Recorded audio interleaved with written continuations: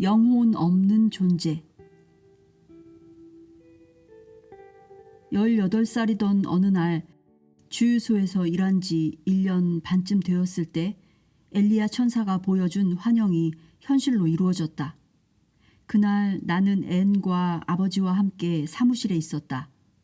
내가 앉아있는 곳에서 널찍한 창문을 통해 곧바로 바깥을 내다볼 수 있었는데 멀리 나무들이 서 있는 도로에서 한 청년이 길 가장자리로 걸어오고 있는 것이 눈에 들어왔다.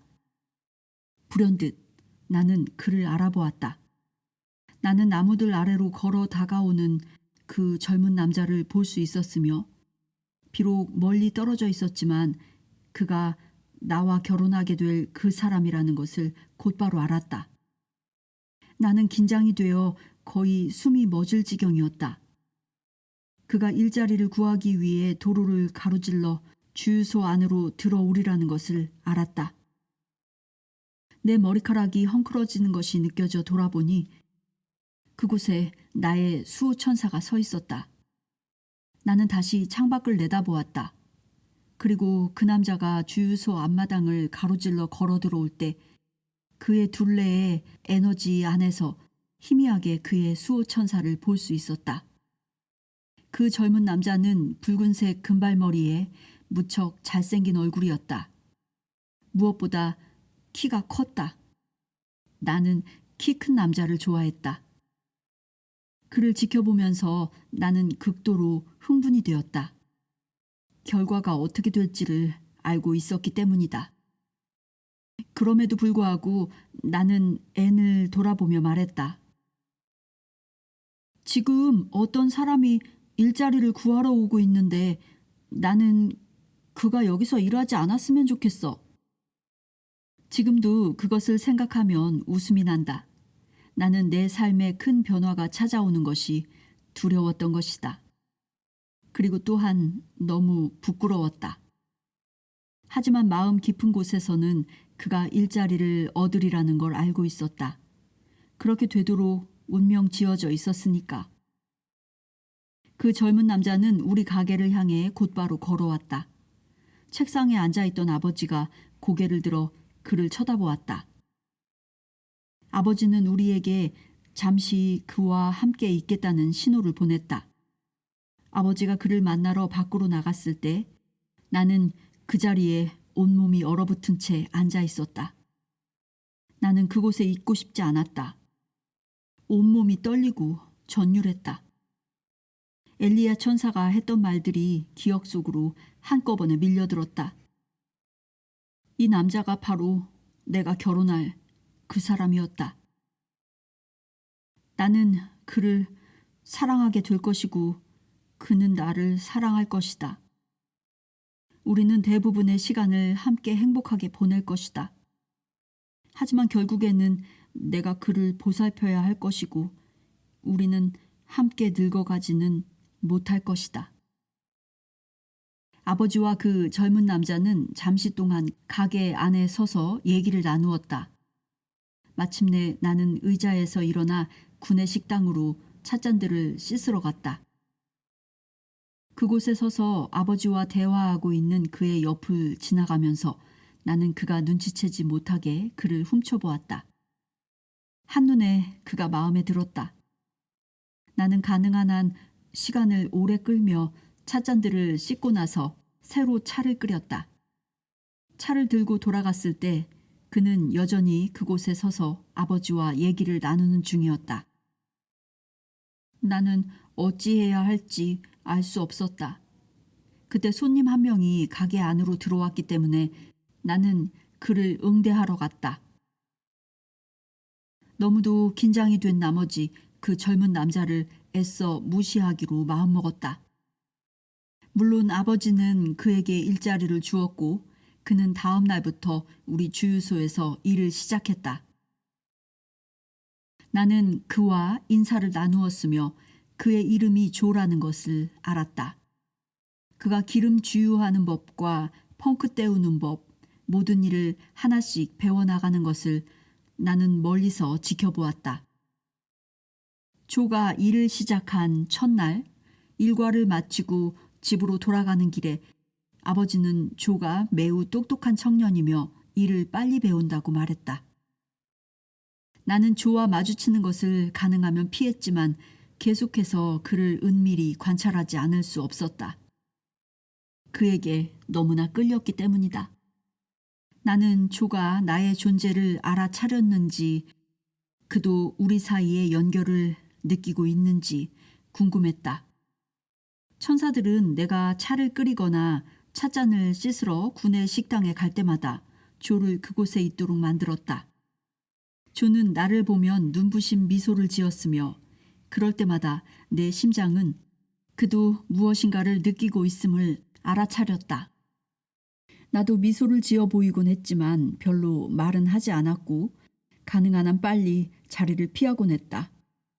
그가 주유소에 일하러 온 지 6달쯤 되던 어느 날 조가 나를 밖으로 초대했다.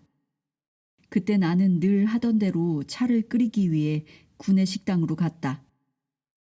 주전자에 물을 채우고 컵들을 씻고 있는데 조가 들어오더니 자기가 설거지를 하겠다고 했다. 나는 웃으며 그럴 필요가 없다고 말했다. 찻잔이 달랑 3개밖에 안 되었던 것이다.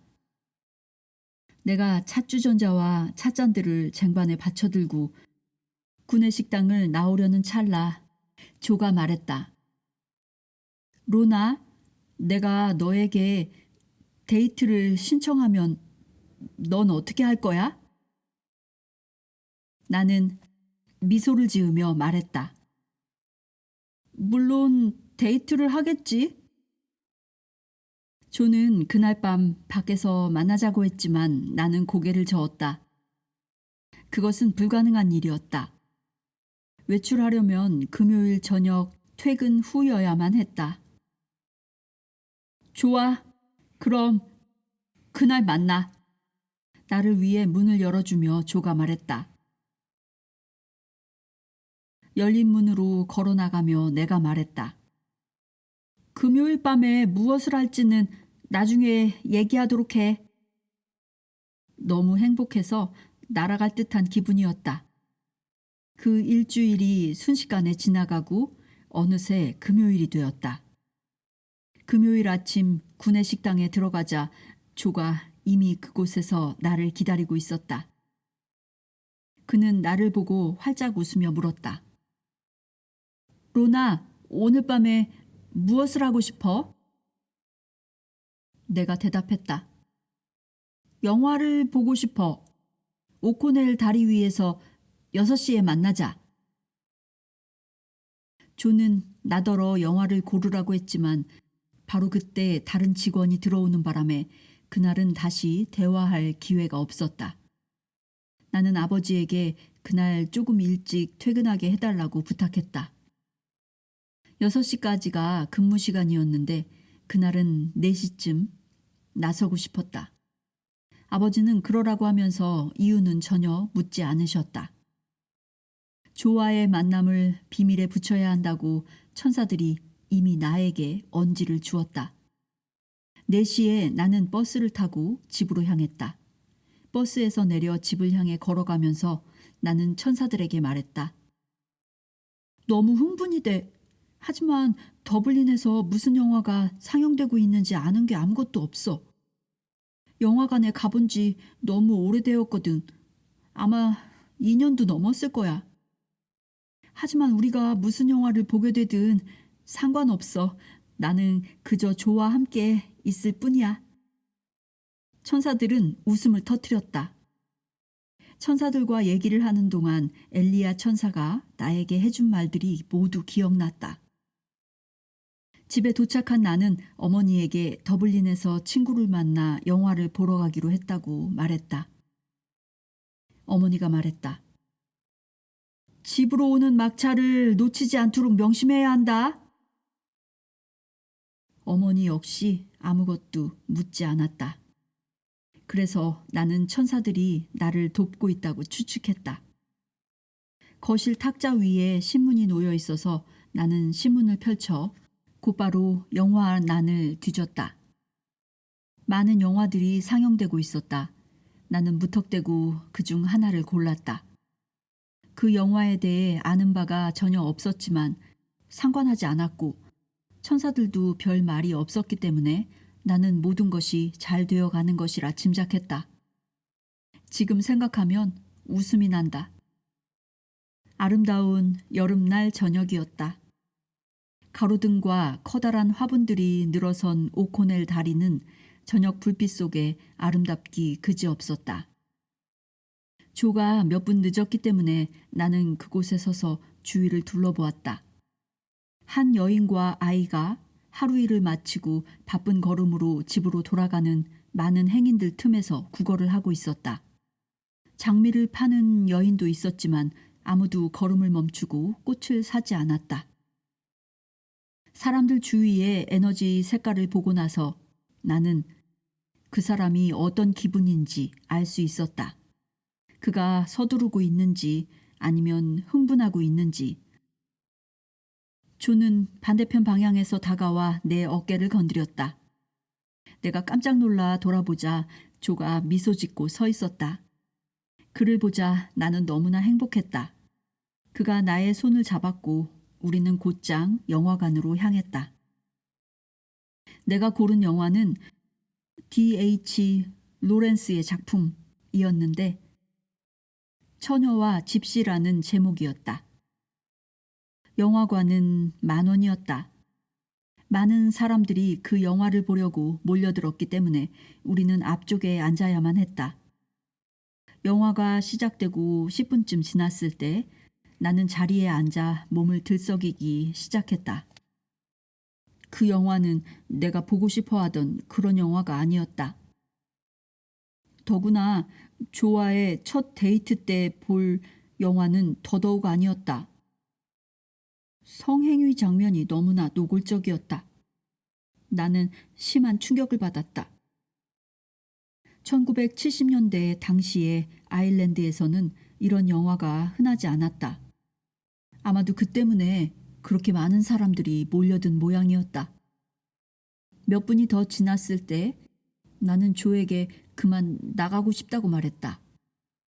그래서 우리는 밖으로 나왔고 조는 전혀 문제 삼지 않았다. 내 생각에는 조도 나처럼 불편함을 느꼈던 듯했다. 영화관을 나온 우리는 오코넬가를 지나 넬슨 제독 동상을 향해 걸어갔다. 무척 아름다운 저녁이어서 영화관을 나온 것이 너무 기뻤다. 조와 손을 잡고 거리를 걷는 것이 우리의 첫 번째 데이트를 위해 훨씬 멋진 방법이었다. 걸어가면서 우리는 얘기를 나누었다. 조가 처음으로 한 말은 그 영화를 자신이 고르지 않은 게 천만 다행이라는 것이었다. 우리 둘 다 웃음을 터뜨렸다. 우리는 중앙우체국 앞을 걸었다.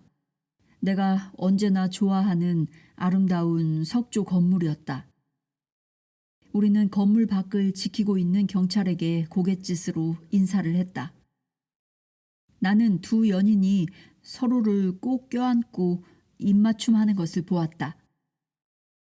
키가 큰 그들의 수호천사들이 그들 바로 가까이에 서 있었다. 마치 두 사람이 떨어지지 않도록 돕고 있는 것처럼. 그들을 지나쳐가면서 나는 미소를 지었다. 조가 내 어깨 위로 팔을 둘렀고 느낌이 좋았다. 그와 함께 있으니 안전한 기분이 들었다. 우리는 신호등이 있는 곳에서 도로를 건너 레스토랑으로 들어갔다. 나는 전에는 밤에 레스토랑에 들어간 적이 한 번도 없었다. 그곳은 벽에 타일을 붙이고 바닥에는 대리석을 깐 길고 좁다란 식당으로 에나멜 칠을 한 테이블들이 바닥에 나사로 고정되어 있고 앞뒤로 높다란 나무 의자들이 놓여 있었다. 의자의 등받이들은 1미터가 넘어서 다른 테이블에 누가 앉았는지 볼 수가 없었다. 우리는 얼굴을 마주보며 나무 의자에 앉았다. 조는 내 얼굴에 나타난 표정만으로도 내가 이런 레스토랑에 전에 와본 적이 없다는 것을 알고는 그 테이블들을 부스, 칸막이 좌석이라고 부른다고 말해주었다. 바로 그때 여종업원이 연필과 종이를 들고 왔고 우리는 샌드위치와 차를 주문했다. 우리는 서로의 부모님에 대해 이야기를 나누었다. 조의 아버지는 세상을 떠났다. 우리는 또 형제자매들에 대해서도 이야기했다. 조는 막내였고 나는 셋째였다. 조가 물었다. 우리가 데이트를 했다는 것을 너희 아버지가 알면 뭐라고 하실까? 아빠에 대해선 잘 모르겠어. 하지만 엄마는 10중 8구 반대하실 거야. 그래서 우리는 우리의 만남을 비밀에 붙이기로 했다. 레스토랑을 나온 우리는 상점들의 쇼윈도를 구경하며 한동안 거리를 걸었다. 그런 다음 부둣가를 따라 버스 정류장까지 걸어갔다. 조는 우리 집과는 다른 방향에 살고 있었기 때문에 우리는 서로 다른 버스를 타야 했다. 내가 타고 갈 버스가 왔으나 아직 출발하려면 몇 분 남았기 때문에 우리는 잠시 동안 즐겁게 버스 안에 함께 앉아 있었다. 내가 조에게 말했다. 너는 이제 네 버스를 타야지. 조가 자리에서 일어나더니 1분 뒤에 돌아오겠다고 말했다. 그는 버스 차장과 얘기를 하더니 다시 돌아와 내 옆에 앉으며 말했다. 내가 이 버스를 타고 너를 바래다 줄게. 너의 집까지도 함께 걸어갈 거야.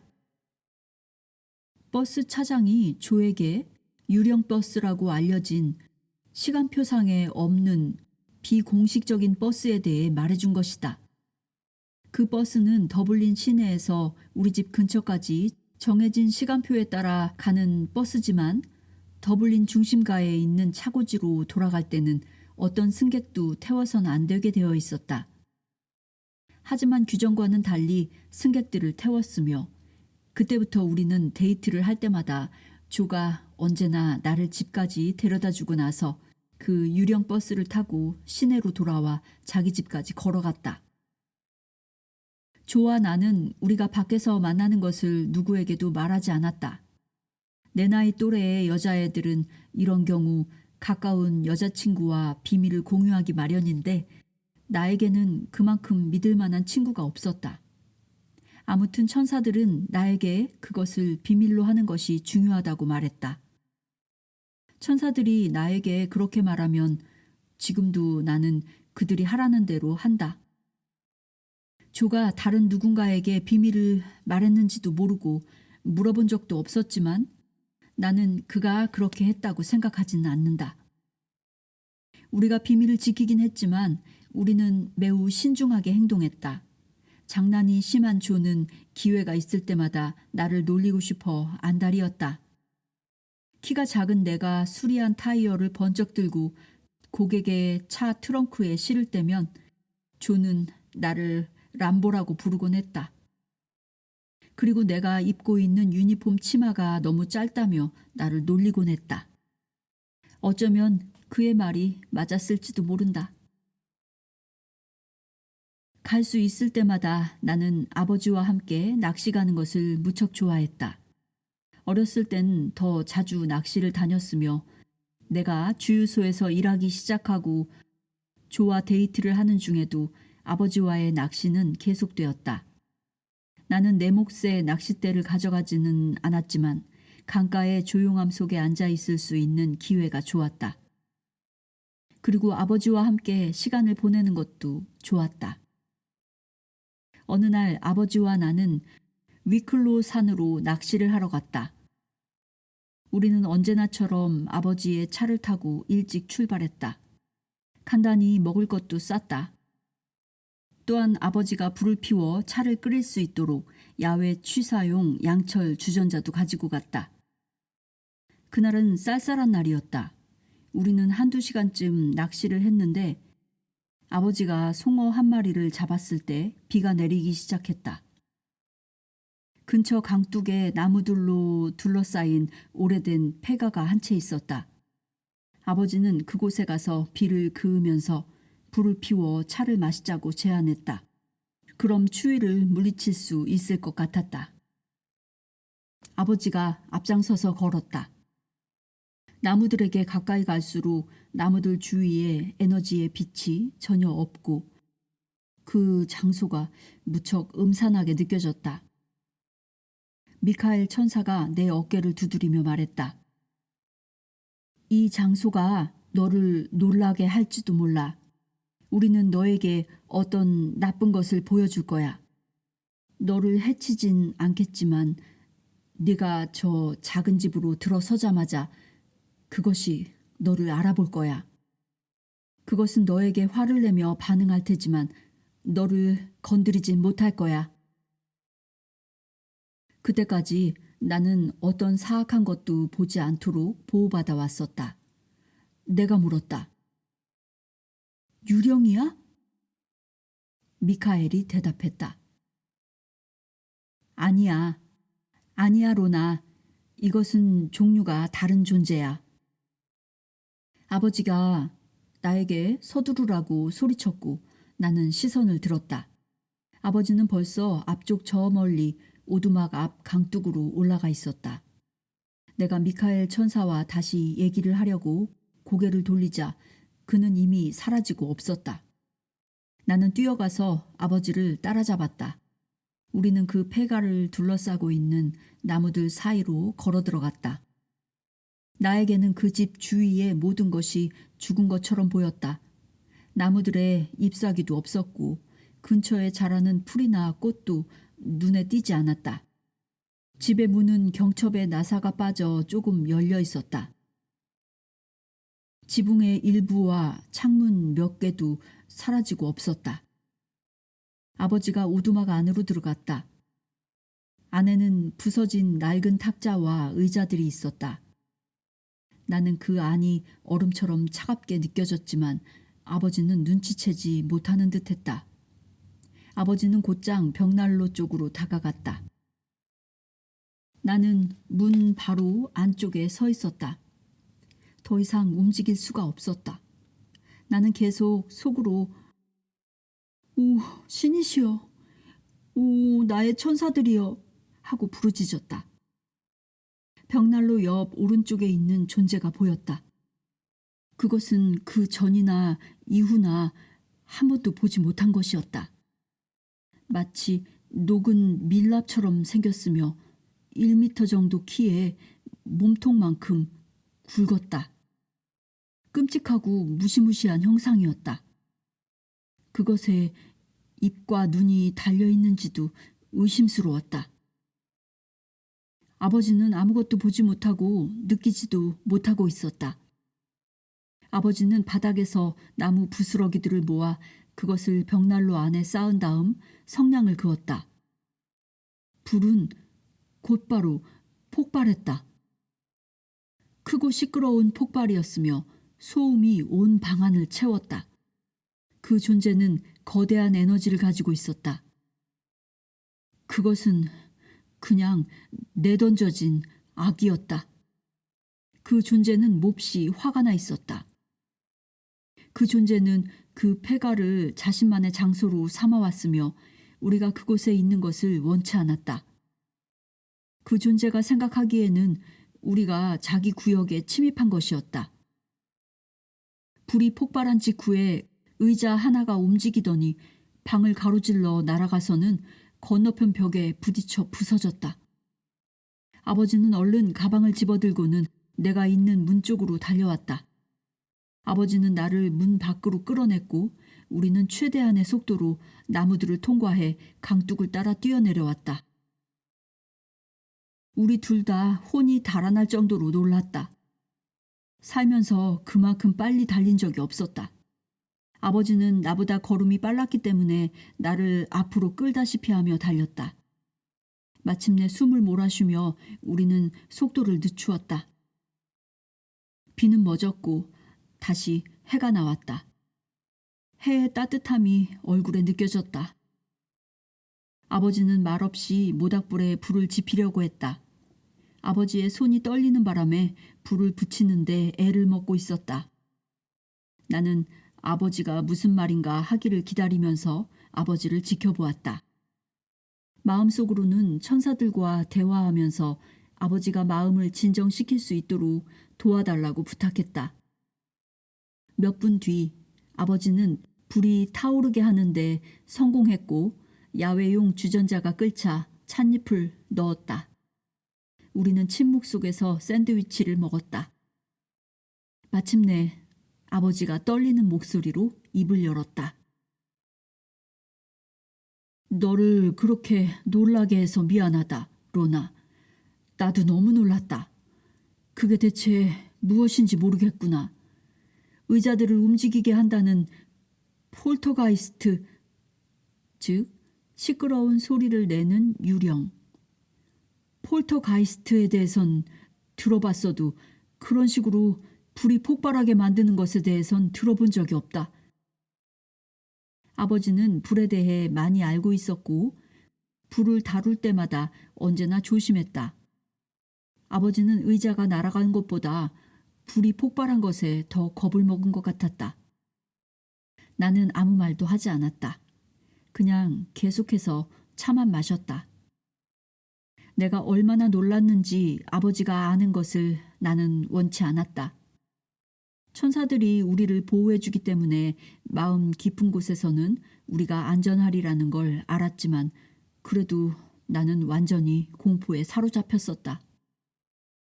내가 불 옆에 앉았을 때 미카엘 천사가 모습은 나타내지 않은 채로 내 어깨를 만졌다. 미카엘 천사는 아버지의 말이 옳다고 말했다. 내가 본 그 존재는 바로 폴터가이스트였다.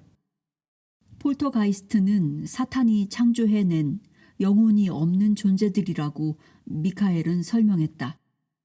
때로는 사람들이 그들을 불러들이기도 한다. 그 방법 중 하나가 흑마술이나 심령술에 쓰이는 전판 같은 것이라고 했다. 미카엘은 나에게 말했다. 폴터가이스트들은 음흉한 존재들이며 기회가 주어질 때마다 슬며시 기어들어 엄청난 파괴를 불러일으킨다고. 아버지와 나는 침묵 속에 점심 식사를 마친 뒤 짐을 챙겨 일어났다. 아버지는 다른 셋강으로 가서 낚시를 계속하는 게 어떻겠느냐고 말했고 나는 얼른 고개를 끄덕였다. 우리 두 사람 다 그 장소로부터 멀어지고 싶었다. 우리는 몇 킬로미터 떨어진 곳에서 낚시를 했으며 둘 다 마음이 진정되었다. 그리고 저녁으로 먹을 물고기를 충분히 낚았다. 그날 밤 집에 돌아와 물고기 요리를 맛있게 먹으면서 우리는 낮에 일어난 일에 대해서는 한마디도 하지 않았다. 아버지와 나는 그 이후 그것에 대해 결코 입을 열지 않았다. 8. 중개자. 어느 날 오후 주유소 화장실 세면대에서 손을 씻다가 거울을 바라보는데 거울 속에서 한 천사가 모습을 나타냈다. 처음에는 단지 얼굴만 나타났는데 나를 깜짝 놀라게 하는 바람에 나는 소스라치며 뒤로 물러났다. 내가 뒷걸음질 치는 사이 벽에 걸린 거울이 사라지는 듯 하더니 천사가 완전한 모습을 드러냈다. 그녀의 눈부신 빛이 그 장소를 가득 채웠다. 내가 입을 열기도 전에 천사가 먼저 말했다. 그녀는 내 이름을 불렀다. 로나, 나는 엘리샤 천사야. 그녀가 손을 뻗어 내 손을 잡았다. 그녀의 손은 깃털 느낌이었으며 내가 그 손을 내려다보았을 때도 역시 깃털을 닮아 있었지만 완전한 인간의 모습이었다. 내가 엘리샤를 그녀라고 부른 것은 나에게는 그녀가 여성의 모습으로 나타났기 때문이다.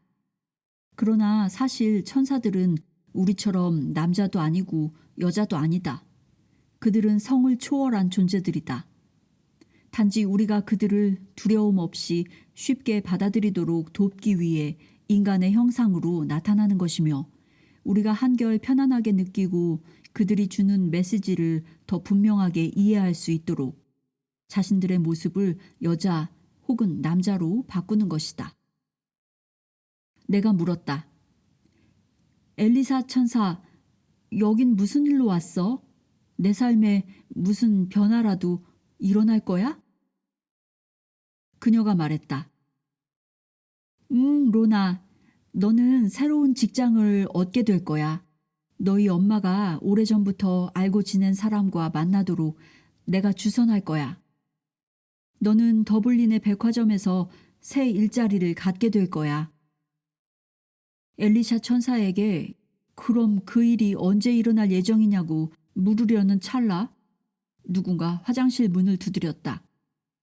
나는 소리쳤다. 잠깐만요. 금방 나갈게요. 엘리샤 천사는 깃털처럼 생긴 손가락으로 입을 가리는 신용을 하고는 사라졌다. 나는 새로운 일을 하게 된다는 생각에 무척 흥분이 되었다. 비록 그것이 매일 조를 볼 수 없게 된다는 것을 의미할지라도 새 일자리가 생기면 부모님으로부터 더 독립적이 되고 내가 혼자서 삶을 살아나갈 수 있다는 것을 부모님이 깨닫는데도 도움이 될 것 같았다. 아버지의 보호를 받으며 주유소에서 일하는 한 부모님이 나에 대하여 그런 생각을 하기는 힘들 것이다. 몇 주 뒤 토끼에게 먹이를 주느라 뒷마당에 있는데 어머니가 나에게 아버지에게 부탁해서 하루 휴가를 얻으라고 했다. 함께 시장을 보러 간 지가 너무 오래되었구나. 가게들도 구경하고 시간이 되면 아노트 백화점에서 점심을 먹자. 네, 저도 좋아요. 이튿날 아버지에게 목요일에 하루 휴가를 달라고 부탁하자 아버지는 어머니에게서 이미 얘기를 들었다고 했다. 그래서 그렇게 하기로 확정이 되었다. 천사들은 나를 늘 웃게 하고 미소 짓게 만든다. 나는 이 모든 일이 엘리샤 천사와 관계가 있음을 알았다. 그녀가 상황을 교묘하게 조종해 어머니의 머릿속에 생각들을 집어넣은 것이다. 나는 계획이 펼쳐지는 것을 볼 수 있었으며 그대로 일이 일어나리라는 것을 조금도 의심하지 않았다. 어머니가 자신의 천사들이 하는 말에 귀를 기울인다는 것을 알고 나니 나는 기분이 좋았다. 나는 기대감에 들뜬 마음을 감출 길이 없었다. 어머니와 함께 더블린 시내에서 쇼핑을 한 결과가 어떠하리라는 것을 알고 있었기 때문이다. 그 목요일에 우리는 버스를 타고 시내로 갔다. 평소와 다름없이 거리는 무척 혼잡하고 활기가 넘쳤다.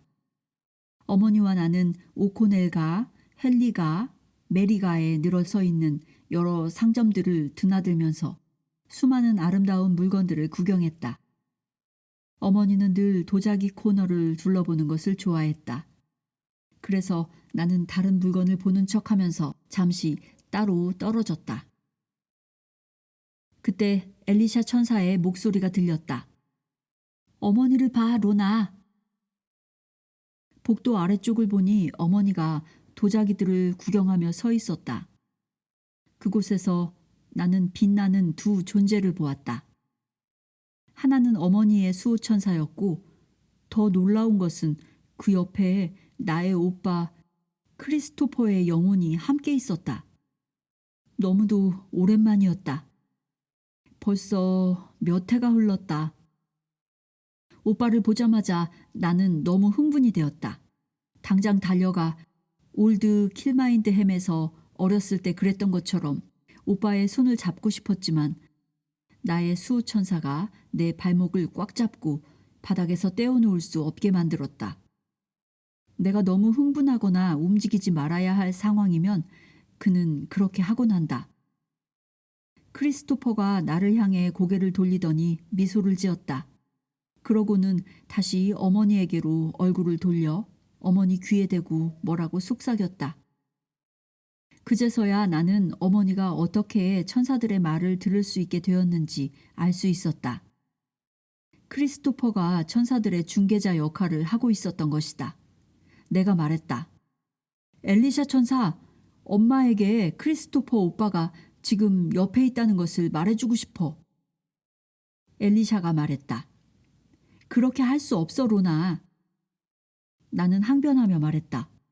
그렇지만 오빠가 너무나 멋지고 아름다워. 그때 빛이 크리스토퍼 오빠의 영혼을 완전히 감쌌다. 오빠는 어머니의 수호천사에게서 뿜어져 나오는 빛에 둘러싸였다. 그 광경에 나는 깊은 감동을 받았다. 내가 여태껏 본 가장 장엄한 광경이었다. 어머니가 고개를 돌려 나를 불렀다. 어머니를 향해 걸어가는 사이 어머니 주위의 빛이 점점 더 밝아졌다. 그러다가 천사들의 모습이 사라졌다. 하지만 나는 그들이 여전히 그곳에 있음을 알았다. 어머니가 말했다. 이제 아노트 백화점으로 가서 점심을 먹자. 백화점 식당 안에는 언제나처럼 긴 줄이 늘어서 있었다. 우리는 먹을 것을 사들고 간신히 테이블 하나를 발견했다. 어머니는 그날 본 멋진 물건들에 대해 이야기했다. 어머니는 스푼 몇 개와 약간의 흠이 있는 접시 하나를 샀다고 했다. 점심을 먹는 동안 어머니가 말했다. 우리는 2시 버스를 타고 집으로 갈 거야. 아직 시간이 충분하니까 메리가에 있는 백화점 한 군데를 더 들르도록 하자. 점심을 먹자마자 우리는 곧바로 메리가로 향했다. 백화점 문을 밀고 들어가는데 엘리샤 천사가 안에 서 있었다. 내게는 그 장소 전체가 강한 에너지로 진동하는 것처럼 느껴졌다. 나는 그 에너지를 느낄 수 있었다. 무엇인가 좋은 일이 나에게 일어나고 있고 어머니에게도 놀라운 일이 기다리고 있다는 것을 나는 알았다. 어머니의 발길이 니트웨어 코너로 향했을 때 한 남자가 어머니에게 다가왔다. 키가 작고 마른 편이었는데 양복 정장을 입고 있었다. 어머니는 그를 알아보지 못하는 듯 했는데 그가 어머니를 알아보고는 어머니의 이름을 불렀다. 남자가 자신을 소개하자 어머니의 얼굴에 놀라운 표정이 일었다. 그가 어머니에게 말했다. 분명 저를 기억하실 겁니다. 전에 당신이 살던 거리에 살았었거든요. 밖에서 몇 번 같이 데이트도 했는데요. 어머니의 얼굴이 갑자기 환해지면서 그를 알아보았다. 두 사람은 웃으면서 대화를 나누었다.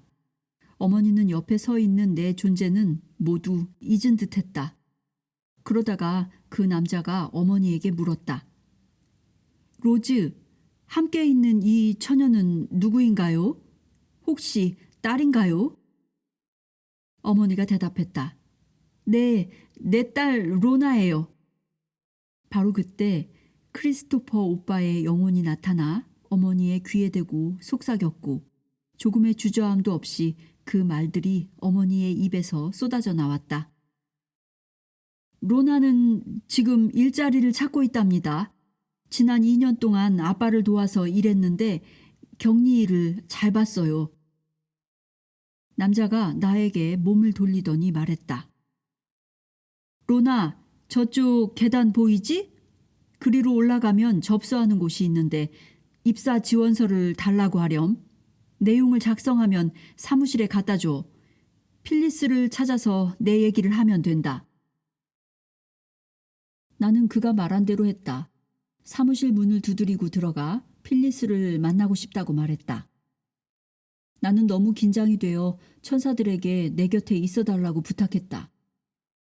사무실 여직원은 내게 입사 지원서를 보여달라고 했다. 그녀는 매니저가 지금 사무실에 없으니 아래층으로 가서 찾아보라고 했다. 그녀는 나에게 왼쪽으로 가서 좁은 복도를 지나면 왼쪽에 문이 하나 있을 거라고 일러주었다. 나는 그녀에게 감사의 말을 하고 계단을 내려가 왼쪽 좁은 복도를 지나 조금 열려있는 사무실 문을 두드리며 물었다. 저 들어가도 되나요? 한 여성의 목소리가 들렸다. 들어와요. 문은 열려 있어요. 나는 문을 활짝 열고 사무실 안을 살펴보았다. 안은 무척 어둡고 책상 앞에 아담한 키의 중년 여성이 앉아 있었다. 사무실 전면이 유리로 되어 있어서 나는 그녀가 매장들을 전부 다 내려다볼 수 있다는 것을 알아차렸다. 그녀는 자기를 백화점의 매니저라고 소개했다. 그녀가 물었다. 무엇을 도와드릴까요? 나는 그녀에게 매장에서 일하는 책임자가 위로 올라가서 그녀를 만나보라고 했다고 말했다. 그녀는 내 지원서를 보자고 하더니 내가 아버지 말고 다른 사람 밑에서 일한 경험이 있는지 물었다. 내가 대답했다. 아니요. 이곳이 주유소 말고 다른 곳에서 일하는 첫 직장이 될 거예요. 그녀는 내가 운이 좋다면서 마침 자리가 몇 개 났는데 다음 주 월요일부터 일을 시작할 수 있다고 말했다. 내게 월요일 아침 9시에 곧바로 그녀의 사무실로 오라고 하면서 만약 그녀가 자리에 없으면 매장층에 있을 거라고 설명했다. 그날 자신이 내게 백화점 안을 직접 안내해 줄 것이며 여 점원 한 명을 시켜 나에게 일하는 요령을 가르쳐 주게 하겠다고 했다. 우리는 악수를 하고 헤어졌다. 나는 너무 기뻐서 춤추듯이 계단을 내려갔다. 새 직장. 그것도 패션 매장에서 일하게 되다니 너무도 흥분되었다. 나는 나의 천사들 모두에게 감사하다고 말했다. 어머니가 있는 곳으로 돌아왔을 때 어머니는 그때까지도 옛 친구분과 대화를 나누고 있었다. 자세히 보니 그 남자가 어머니보다 훨씬 나이가 많아 보였다. 그가 내게 시선을 돌리고 필리스와의 이야기가 잘 되었는지 물었다. 내가 대답했다. 월요일 아침부터 출근하기로 했어요. 그가 말했다. 정말 잘 됐구나. 그는 어머니와 몇 분 더 얘기를 나눈 다음 이제 가봐야겠다고 말했다. 다음 날 저녁 나는 조를 만나서 나의 새로운 직장에 대해 이야기했다. 조는 비록 날마다 일터에서 나를 볼 수 없는 것이 아쉽긴 하지만 나를 위해 기뻐해 주었다. 조는 나에게 떨어져 있으면 그리움이 더 커진다고 말하면서 아버지 밑에서 일하지 않는 것이 나를 훨씬 독립적으로 만들 것이라는 데 동의했다. 조와 나는 이미 매우 가까운 사이가 되었기 때문에 한 직장에서 일하지 않는다고 해서 달라질 것은 없었다. 우리는 함께 많은 시간을 보내고 있었지만 여전히 아무도 눈치채지 못하도록 비밀을 유지했다. 월요일 아침 나는 백화점 안으로 걸어 들어갔다. 매장에는 많은 직원들이 있었음에도 불구하고 텅 비어있는 것처럼 보였다.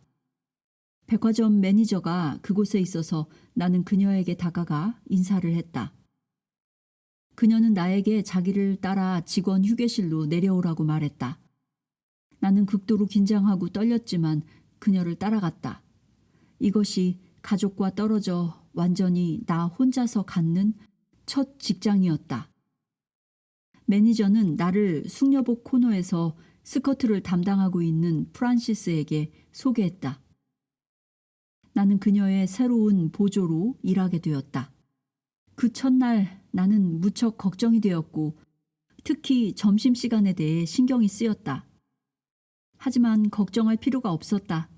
나와 비슷한 나이이면서 같은 매장에서 일하는 폴린이 오전에 내게 오더니 우리가 점심시간이 같은 조에 속해 있으니 자기와 함께 점심을 먹자고 초대했다. 그녀가 내게 일하는 요령을 가르쳐 주었고 우리는 좋은 친구가 되었다. 첫날부터 나는 그곳에서 일하는 것이 무척 즐거웠다. 사람들을 상대하는 것이 좋았고 매장의 분위기가 마음에 들었다. 경영진은 부드럽고 배려심이 많았다. 패션 매장에서 일하는 것이 적성에 잘 맞았다. 나는 얼마 안 가 스커트에 대해 알아야 할 모든 것을 배웠다. 그리고 때로 스커트 매장이 그다지 바쁘지 않으면 다른 숙녀복 코너들에서 일을 거들었다. 9. 죽음의 천사. 새 직장에서 일한 지 몇 주 지나지 않았을 때 천사들이 나에게 핸드백 매장에서 일하는 마크라는 젊은 남자에게 주목하게 했다. 그는 갈색 눈동자와 갈색 곱슬머리에 키가 크고 말랐으며 언제나 갈색 양복을 입는 듯했다. 때때로 그를 건너다 볼 때면 그의 주위에서 미묘하고 부드러운 빛이 보였다. 어느 날 오후 매장이 한산할 때 나는 같은 층에 있는 마크를 관찰하며 서 있었다. 그때 그의 뒤에 나타난 한 천사가 보였다. 그 천사는 내가 늘 보는 수호천사가 아니었다. 그 천사 주위의 파동과 빛은 수호천사의 그것들과는 완전히 달랐다. 이 천사는 우아하고 몸집이 호리호리하며 키가 매우 컸다. 나는 지금 내가 보고 있는 것에 무엇인가 매우 다른 분위기가 있음을 알았다. 그 천사가 고개를 돌려 자비심 가득한 얼굴로 나를 바라보았다. 그런 다음 그는 마크 뒤에 서서 마크의 어깨 위로 몸을 기울여서는 그의 몸을 감싸고 그의 영혼에 닿았다. 천사가 마크의 영혼을 마치 새로 태어난 아기처럼 매우 부드럽게 안아올려 온화하고 자비로운 마음으로 앞뒤로 흔드는 모습이 보였다. 청년은 마치 최면 상태에 빠진 것처럼 무슨 일이 일어나고 있는지 전혀 자각하지 못한 채 그곳에 미동도 않고 서 있었다. 나는 울음을 터뜨렸지만 나 자신이 우는 이유를 알지 못했다. 감정이 북받쳤지만 그것이 무엇인지는 알 수 없었다. 누가 내 어깨를 만지는 것이 느껴졌다. 호수스 천사였다. 나는 몸을 돌려 그를 쳐다보았다. 그는 손을 들어 내 눈에 넘쳐 흐르는 눈물을 닦아주면서 핑계를 만들어 창고로 오라고 했다. 그곳에서 나를 만나겠다는 것이었다. 나는 매장 주임을 찾기 위해 주위를 둘러보았다. 다행히 그는 후문 입구에서 경비원과 얘기를 나누고 있었다. 나는 그에게 잠시 제품 창고에 다녀오겠다고 말했다. 나는 2개의 묵직한 문을 열고 창고로 들어갔다. 그 문은 앞쪽을 밀면 활짝 열렸다가 걸어 들어가면 뒤에서 자동으로 닫히는 그런 문이었다. 창고 안에는 물건 상자들이 여기저기 널려 있었다. 나는 상자들을 통과해 커다란 나선형 대리석 계단을 밟고 위로 올라갔다. 의류 창고는 3개의 층을 더 올라간 꼭대기 층에 있었다. 나는 최대한 빨리 계단을 뛰어 올라가 작은 문을 열었다. 실내는 불빛이 흐렸고 선반들과 옷 상자들로 가득했다. 나는 선반들을 따라 주위를 둘러보았다. 선반들은 천장만큼 높았지만 호수스 천사는 어디에도 보이지 않았다. 안에 다른 사람이 없다는 것을 알았기에 나는 소리내어 그의 이름을 불렀다. 선반의 맨 끝까지 걸어갔더니 호수스 천사가 그곳 구석에 옷 상자 위에 앉아서 나를 기다리고 있었다. 그를 보았을 때 내 심장이 쿵쾅거렸다. 내가 상자 위에 앉으면서 말했다. 내가 본 천사에 대해 알고 싶어. 그 젊은 남자에게 무슨 일이 일어나려는 건지 말해줘. 호수스가 손을 뻗어 내 손을 잡았다. 나는 너에게 조금밖에 말해줄 수 없어. 내가 본 그 천사는 달라. 그는 죽음의 천사야. 이 천사는 누군가 매우 특별한 상황에서 죽을 때만 나타나게 되어 있어. 죽음의 천사는 그 일이 일어나지 않도록 자신이 가진 모든 힘을 사용할 수 있어. 그리고 많은 천사들이 그를 도우며 일해. 예를 들어 어떤 조직이 무고한 사람들의 삶을 파괴할 잔악한 행위를 계획하고 있을 때 죽음의 천사는 관련된 사람들에게 신이 그 일이 일어나는 걸 원치 않는다는 것을 설득시키기 위해 오랫동안 노력을 하지. 전쟁이 일어나서는 안 돼. 오직 평화만이 있어야 해. 죽음의 천사는 특히 전쟁 시에는 모든 곳에서 심지어 정부의 가장 높은 조직 안에서조차 순진무구한 사람들의 목숨을 보호하기 위해 일을 해. 죽음의 천사는 사람들을 설득하기 위해 정말 열심히 일하지.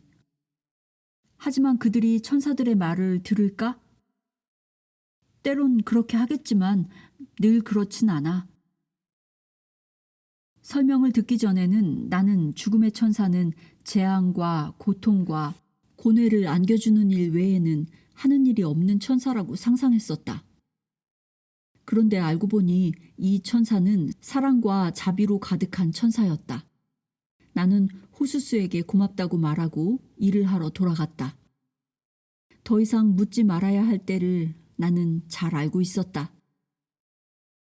우리 모두는 어려서부터 죽음의 천사를 두려워하면서 자란다.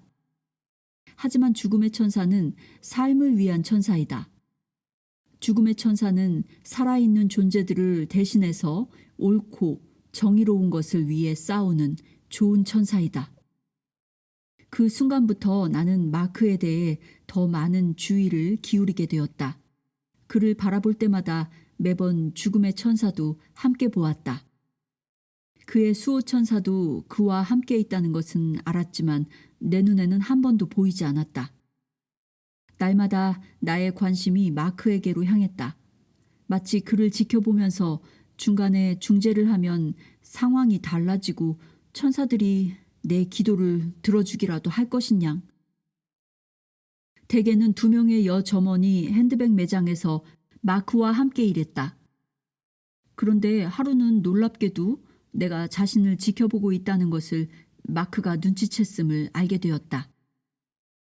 얼마 후 그는 내가 일하는 매장으로 와서 매니저에게 당분간 나를 핸드백 코너로 데려가 함께 일하게 해달라고 부탁했다. 나는 그것이 마크의 생각이 아니라 천사들이 그렇게 한 것임을 알았다. 그렇게 해서 나는 마크와 얼마 동안 같이 일할 수 있게 되었다. 날이 갈수록 내 마음은 점점 무거워졌다. 다른 여점원들로부터 마크에 대해 더 많은 것을 알게 되었다. 그는 북아일랜드에 여자친구가 있으며 매주 주말마다 버스나 기차를 타고 그녀를 만나러 가곤 했다. 나는 모든 일이 잘 되기를 줄곧 기도했지만 나의 천사들은 여전히 나에게 그를 도와주라고 말하고 있었다. 그래서 내 가슴과 영혼은 그가 안전하지 않다는 것을 알았다. 백화점은 늘 바빴다. 특히 주말에는 더욱 붐볐으며 1년에 여러 번 세일 기간이 있었다. 세일 중에는 언제나 손님들로 발 디딜 틈이 없었다. 대부분 여성 고객들이었으며 어떤 이들은 아이들을 데려오거나 유모차에 아기를 태우고 왔다. 세일 기간 동안 직원들은 바닥에 떨어진 옷들을 정리하느라 대부분의 시간을 보내야만 했다. 특가 세일 제품을 찾는 손님들이 미친 듯이 옷들을 들추고 다녔기 때문이다. 옷들이 바닥에 떨어져 있지 않게 하는 것은 쉬운 일이 아니었다. 매장은 몹시 혼란스러웠고 계산대 앞에는 끊임없이 긴 줄이 늘어섰다. 하지만 나는 세일 기간이 되면 무척 즐거웠다. 왜냐하면 언제나 바빴고 하루가 아주 빨리 지나갔기 때문이다. 또한 나는 사람들을 돕는 것이 좋았다. 세일 기간이던 어느 토요일, 나는 행거에서 떨어진 스커트들을 줍기 위해 손님들 틈을 비집고 들어갔다. 그때 누군가 내 유니폼을 잡아당기는 것이 느껴졌다. 아래를 쳐다보니 놀랍게도 2명의 작은 천사들이 있었다. 어린아이 같은 외모에 60cm 정도의 키, 그리고 날개를 달고 있었다. 그들은 밝고 아름다운 빛에 둘러싸여 있었으며 기쁨의 에너지가 그들에게서 흘러나왔다. 그들은 생기가 넘치고 매우 명랑했다. 전에도 이렇게 생긴 천사들을 본 적이 있는데 그들을 볼 때면 매번 나 자신이 어린아이가 된 듯한 기분이 든다. 이 작은 천사들은 내 안의 동심을 건드린다. 나를 기쁨, 행복, 웃음으로 채운다. 내가 내려다보자 작은 천사 중 하나가 말했다. 빨리 와, 로나. 우리를 따라와야만 해. 그들은 혼잡한 사람들 틈을 지나 패션 매장 맞은편 끝으로 나를 이끌었다. 작은 천사들은 인파 속으로 모습이 사라졌지만 나를 부르는 그들의 목소리는 여전히 들을 수 있었다. 그들이 말했다. 블라우스 행거 말이야, 로나. 블라우스 행거 밑을 봐봐. 블라우스 행거 밑이야, 로나. 블라우스 행거 밑을 봐. 블라우스 행거 밑에 다다른 나는 그곳에서 자신들이 원하는 블라우스를 고르기 위해 싸우듯이 덤비는 수많은 여성 고객들을 보았다. 사람들이 너무도 악착 같아서 나는 충격을 받았다. 작은 천사들이 행거 밑이라고 알려준 덕분에 어디를 봐야 할지 알았다. 아무래도 그 밑에 어린아이가 한 명 있으리라는 것이 짐작되었다. 나는 블라우스를 정돈하는 것처럼 양해를 구하면서 여성 고객들 사이로 비집고 들어갔다. 그때 어린 손 하나가 내 발목을 잡는 것이 느껴졌다. 나는 손님들을 밀쳐내고 몸을 숙여 어린아이를 들어 올렸다. 인파 사이를 빠져나가자 곧바로 한 엄마가 달려와 내가 안고 있는 아이가 자신의 아이라고 말했다.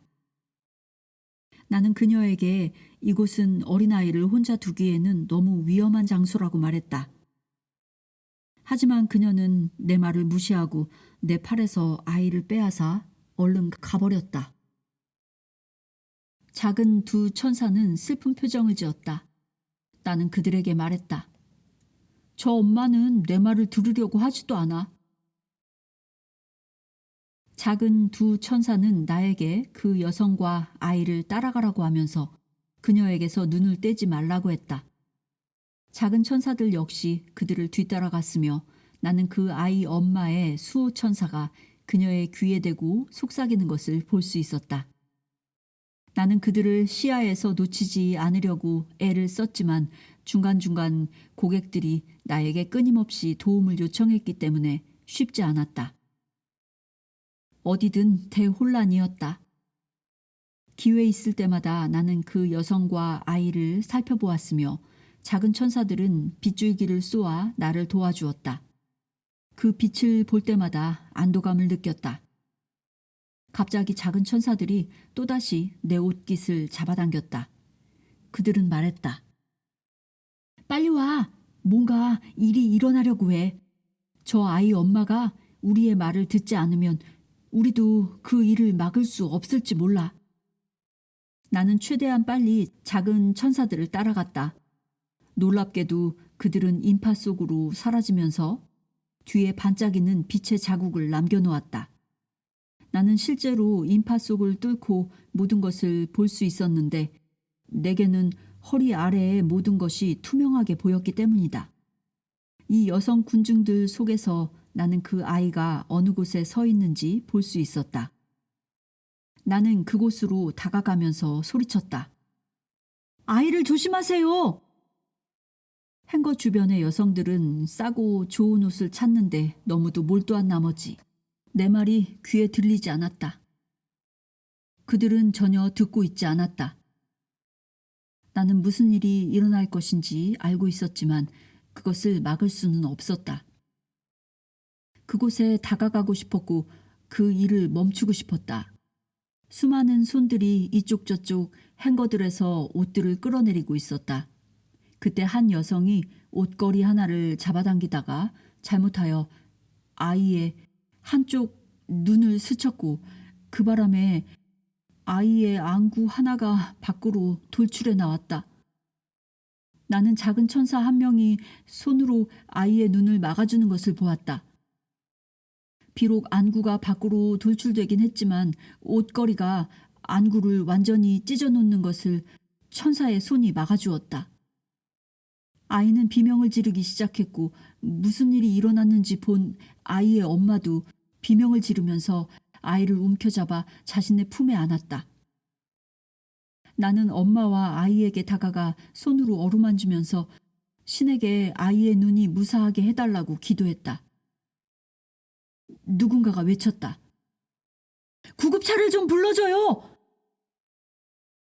안구가 밖으로 빠져나와 매달린 아이를 차마 바라보기가 힘들었다. 그 안구를 지탱하고 있는 힘줄들이 끊어지지 않도록 작은 천사들이 잡아주고 있었다. 그런 보살핌과 애정을 보면서 나는 우리가 사랑받고 있음을 알았다. 아무도 우리를 도와주지 않고 아무도 우리를 사랑하지 않는다고 여겨지는 힘든 시기에도 수호 천사들이 우리 곁에 있다. 언제나 이것을 기억해야 한다. 수호 천사의 사랑은 무조건적이다. 아이의 비명 소리는 계속되었고 매니저가 달려와 아이 엄마와 아이를 사무실로 데려갔다. 나중에 나는 아이의 눈이 무사히 치료되었다는 소식을 들었다. 조와 나는 사랑에 빠졌으며 우리의 관계는 날이 갈수록 더 깊어졌다. 나는 일이 끝나면 거의 매일 저녁 조의 어머니 집으로 가기 시작했다. 조의 어머니는 언제나 두 팔 벌려 나를 맞아주었고 내가 가족의 일원으로 느끼게 해주었다. 조의 어머니는 곱슬거리는 머리에 키가 크고 체격이 좋았으며 얼굴에서 언제나 미소가 떠나지 않았다. 나는 그녀와 많은 이야기를 나누었다. 나는 주방 테이블에 앉아 그녀가 음식 만드는 것을 지켜보곤 했다. 그녀는 나를 손 하나 움직이지 못하게 했다. 나는 그녀와 이야기를 나누는 것이 좋았다. 한 번은 그녀와 나눈 특별한 대화가 나를 매우 행복하게 만들었다. 그녀는 조가 나처럼 참한 처녀를 만나게 되어서 기쁘다면서 그것은 그녀가 늘 기도해 온 일이라고 했다. 그녀는 우리가 결혼해서 아이를 낳는 것을 보고 싶다고도 했다. 자신의 막내 아들이 아내를 얻어 정착하는 것을 본다면 아무 걱정이 없다고 말했다. 하지만 이것을 조에게는 말하지 말라면서 그녀와 나만의 비밀이라고 했다. 조는 나보다 1시간쯤 늦게 집으로 오곤 했다. 그러면 다 함께 앉아서 저녁을 먹었다. 조의 어머니는 음식 솜씨가 뛰어났으며 나는 그녀가 만든 베이컨과 양배추 요리 그리고 사과 파이를 좋아했다. 저녁 식사 후 조와 나는 버스 정류장으로 가서 10시 버스를 타고 시내로 간 다음 그곳에서 다른 버스를 타고 내가 사는 레이크 슬립으로 갔다. 지금 생각해보면 우리는 그 당시 버스를 타고 왔다 갔다 하는데 정말 많은 시간을 낭비했다. 우리가 1년 이상을 만나고 있었음에도 불구하고 나는 아직 부모님에게 조에 대해 말하지 않고 있었다. 이상하게도 어머니는 내가 저녁마다 어디를 가는지 한 번도 묻지 않았다. 아마도 어머니는 내가 야간 근무를 하는 줄 여겼던 모양이다. 나는 아버지가 어떻게 생각할지, 아버지가 우리의 관계를 인정할지 어떨지 조금 염려가 되었다. 하지만 아버지가 조를 정말 좋게 보고 있다는 것을 알고 있었다. 나의 가장 큰 두려움은 우리의 관계를 알았을 때 어머니가 어떤 반응을 보일 것인가에 대한 것이었다. 일주일에 하루나 이틀은 새로운 옷들로 행거들을 채우느라 야간 근무를 하는 게 보통이었다. 우리는 2주 간격으로 야간 근무 당번을 정했는데 나는 주로 목요일과 금요일에 근무를 했다. 어떤 여점원들은 금요일에 야간 근무를 원하지 않았지만 나는 상관하지 않았다. 왜냐하면 거의 매일 저녁 조를 만났으며 조 역시 금요일에 늦게까지 일할 때가 많았기 때문이다. 나는 백화점이 얼마나 바쁜가에 따라 수요일 밤에도 일했다. 종종 마크도 나와 같은 날 밤에 늦게까지 일하는 것을 볼 수 있었다. 죽음의 천사는 항상 내 눈에 보였다. 변함없이 마크의 영혼을 감싸 안고 있는 모습이.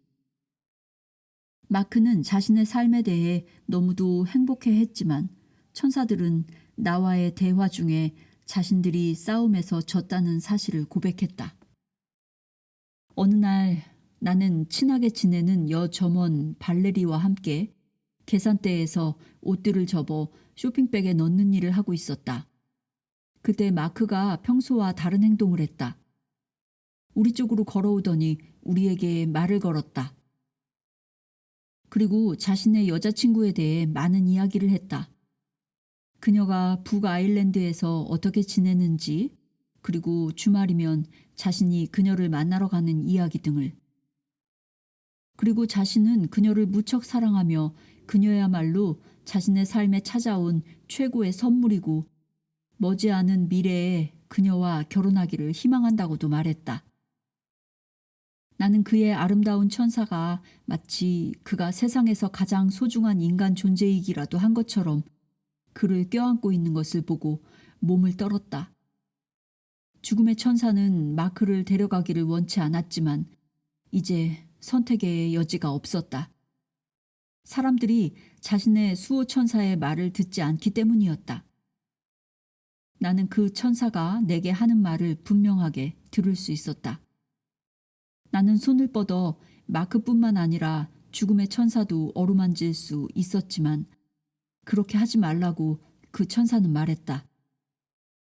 그러고 나서 마크는 이만 자리로 가봐야겠다고 말했다.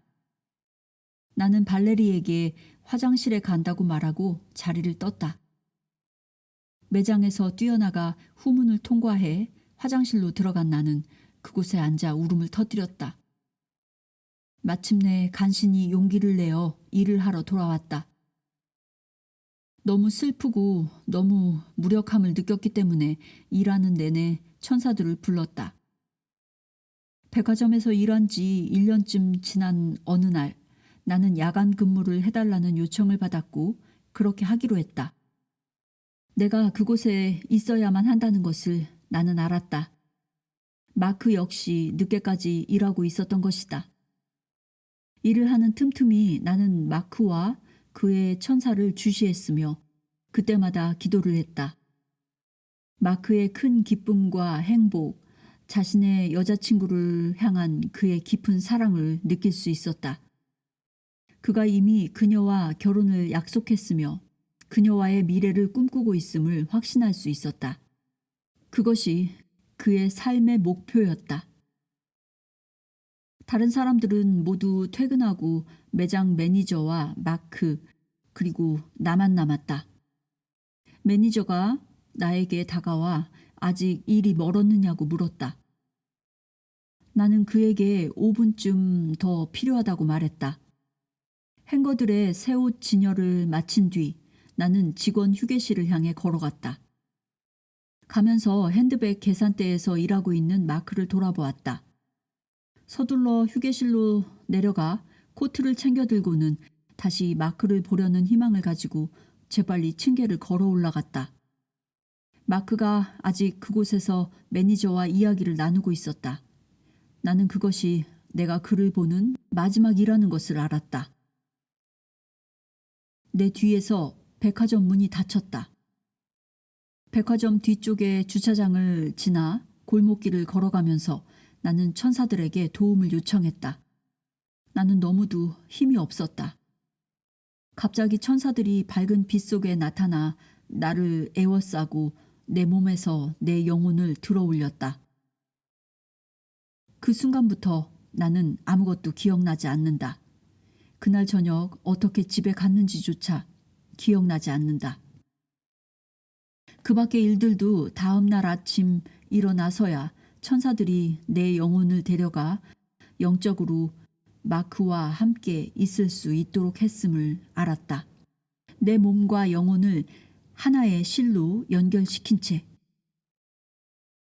이튿날 아침 침대에서 일어났을 때 내 몸이 너무도 가벼워서 바닥에 발이 닿는 것조차 느끼기 어려울 정도였다.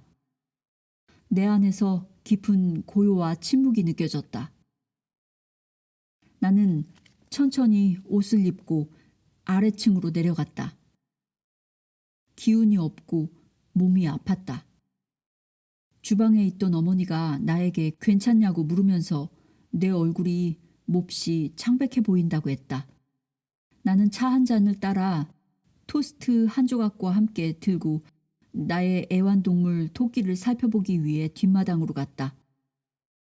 하지만 그것은 핑계에 불과했다. 어머니를 걱정시키고 싶지 않았다. 나는 어머니에게 인사를 하고 집을 나서 버스 정류장을 향해 걸어갔다.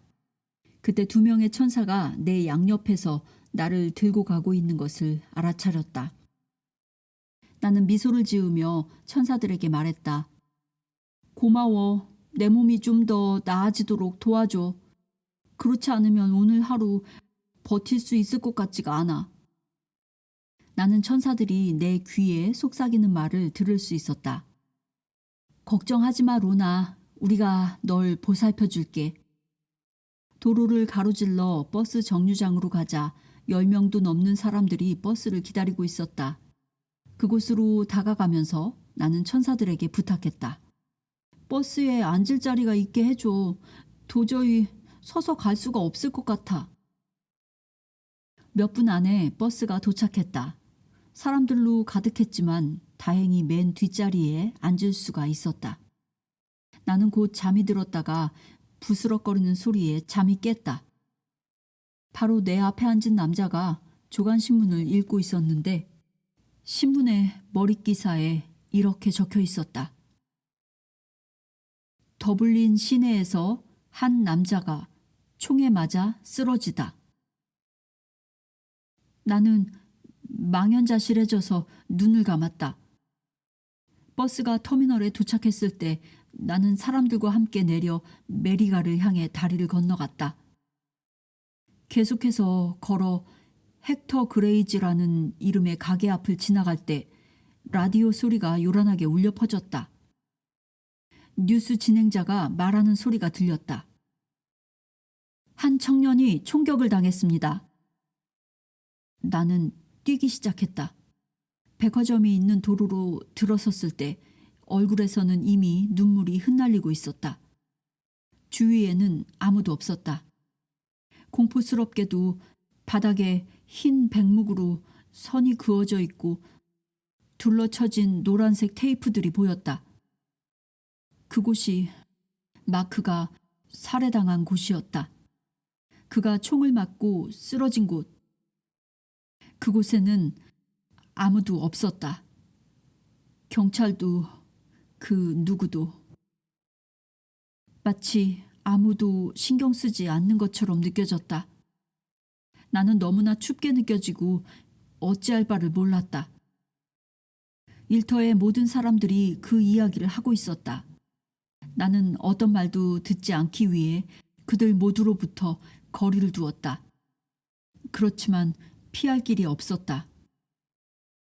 사람들은 그것이 분파주의자의 소행이라며 아마도 북아일랜드에 사는 그의 여자친구 때문일 것이라고 했다. 내가 마크에 대해 알고 있는 단 한 가지는 그가 곧바로 천국으로 갔다는 사실이었다. 나는 천사들이 뒤쪽에서 그를 껴안고 그의 영혼을 위로할 때 그의 영혼을 볼 수 있었다. 그의 영혼은 아름다웠고 흠 하나 없는 파랗고 투명한 수정 같았다. 그가 죽었을 때 천사들이 그곳에 그와 함께 있었다. 특히 죽음의 천사가. 먼저 세상을 떠난 그의 가족과 조상들의 영혼들도 그곳에 있었다. 그들 모두가 부드럽게 마크를 데리고 곧바로 천국으로 인도했다. 점심시간에 조에게 전화를 걸어 일이 끝난 뒤 백화점 뒷문으로 나를 마중 나와 달라고 부탁했다. 나는 그에게 다음 날 하루 쉬기로 했으니 그날 저녁에 외출할 수 있다고 말했다.